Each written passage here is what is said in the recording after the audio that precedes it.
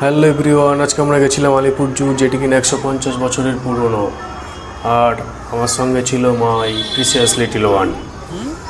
Gate থেকে entry নেওয়ার পরেই বাদিকে আমরা দেখতে পেলাম একটি বড় জিরাফ আর হাতি। এরপরে এই বোর্ডটা চোখে পড়লো, ইট পাথরে করলে আঘাত, জুটবে তোমার জেলের ভাত। এটা লেখা যাদের জন্য, তাদেরকে দেখে মনে হচ্ছিল তারা পুরো একদম মৃতপ্রায় বা ইট বালি দিয়ে তৈরি, এটা না, কিন্তু এরা জীবন্ত। এরপরে আমরা দেখতে পেলাম সেই দৈত্যাকার কচ্ছপ, যেটি কিনা পৃথিবীর বৃহত্তম কচ্ছপগুলির মধ্যে অন্যতম, অ্যালডেব্রা জায়ান্ট টর্টরেস। এরা নাকি 200-250 বছর বাঁচে। এরপরে আমরা দেখতে পেলাম HBB, হিমালয়ান ব্ল্যাক বিয়ার, যাদেরকে মালি অফ ফরেস্টও বলা হয়। তারা এ মাথা থেকে ও মাথা ঘুরে বেড়াচ্ছিল। এরপরে তার আবদার ফুল ছেড়ে দেওয়া, দুটো ফুল ছেড়ে দেওয়া, কিন্তু ফুল তো ছেড়ে যাবে না। এরপরে আমরা দেখতে গেলাম হরিণ।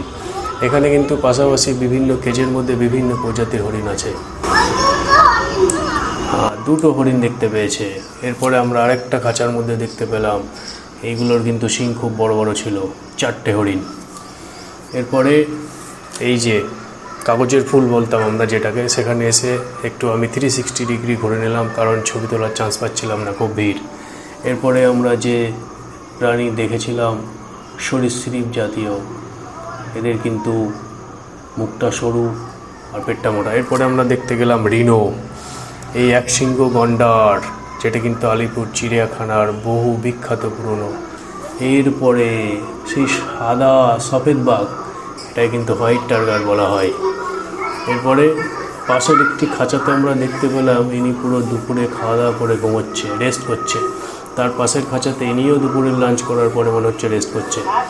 এরপরে আমরা দেখতে পেলাম সেই EMU, না এটাকে কি বলে বলুন তো, ইমু পাখি প্রজাতির, কিন্তু উঠতে পারে না, এটাই হচ্ছে এনাদের বিশেষত্ব।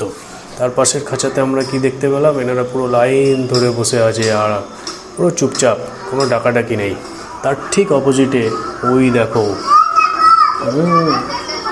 পিছনে একটি সিংহ, সে পুরো একদম আপন মনে বসে আছে। এখান থেকে আমরা জুম করে একটু দেখে নিলাম।